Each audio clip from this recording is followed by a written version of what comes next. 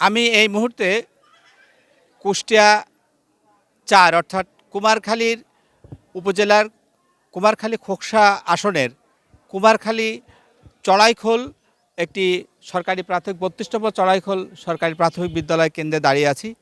এই মুহূর্তে আপনি যেটা বলছিলেন যে কুষ্টিয়ার সকাল থেকে ৭:৩০টার সময় ভোট গ্রহণের কথা থাকলেও ৭:৩০ বাজার অনেক আগেই এভাবে লাইনে লোক দাঁড়িয়ে গেছেন শান্তিপূর্ণভাবে। এখন পর্যন্ত কুষ্টিয়ার ৪টি আসনেই শান্তিপূর্ণভাবে ভোট গ্রহণ চলছে। এই কেন্দ্রে এসে প্রিজাইডিং অফিসার খায়রুল ইসলাম, উনি সোনালী ব্যাংকের কর্মরত আছেন, তিনি আমাদেরকে জানিয়েছেন যে এই কেন্দ্রে ভোটারের সংখ্যা রয়েছে ৩,৭২০টি এবং 7টি বুথে ভোট গ্রহণ চলছে। এখন পর্যন্ত তিনি জানিয়েছেন প্রায় 700 ভোট পোল হয়েছে। তবে আসার কথা হচ্ছে, তিনি বলছেন যে 12টা বা 12:30 1টার মধ্যে প্রায় অর্ধেকের বেশি ভোট পোল হবে। এছাড়া আইন শৃঙ্খলা পরিস্থিতির কথা বিষয়ে তার সঙ্গে আমার আলাপ হয়েছে যে এখন পর্যন্ত কোনো ধরনের আইন শৃঙ্খলা বিঘ্ন ঘটেনি এবং আমরা কুমারখালী খোকসার কয়েকটি কেন্দ্র পরিদর্শন করে দেখেছি যে প্রতিটি কেন্দ্রেই শান্তিপূর্ণ পরিবেশে ভোট গ্রহণ চলছে।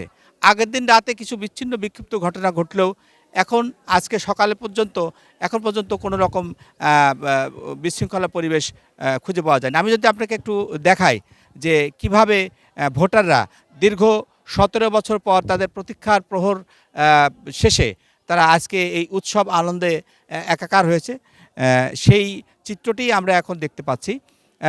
কুষ্টিয়ার 4টি আসনের সকাল থেকেই খুব আনন্দঘন পরিবেশেই ভোট গ্রহণ চলছে।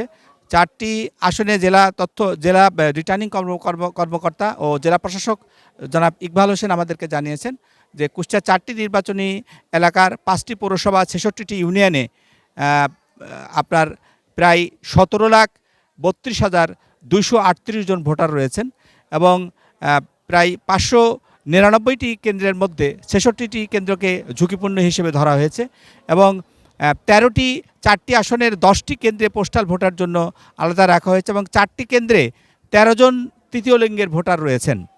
এছাড়া পুলিশের প্রায় প্রতিটি কেন্দ্রে 2 জন করে পুলিশ এবং 16 জন করে আনসার সহ 18 জন আইনশৃঙ্খলা বাহিনী তদারকির দায়িত্বে নিয়োজিত রয়েছেন এবং সার্বিক আইনশৃঙ্খলা পরিস্থিতি নিয়ন্ত্রণের জন্য সেনাবাহিনীর 6টি ক্যাম্প 4টি আসনে 6টি ক্যাম্প স্থাপন করা হয়েছে এবং 18টি স্ট্রাইকিং ফোর্স সেনাবাহিনীর এবং র্যাবের 8টি টিম এবং পুলিশের প্রতিটি টিমের সাথে প্রায় 7 জন করে অর্থাৎ 60টি টিম এই 4টি আসন কুমারখালী, খোকসা, কুষ্টিয়া সদর এবং মিরপুর, ভেড়ামারা, দৌলতপুর সহ 4টি আসনে নির্বিঘ্নে নিরাপত্তা ব্যবস্থা নিশ্চিত করার জন্য তারা কাজ করে যাচ্ছেন।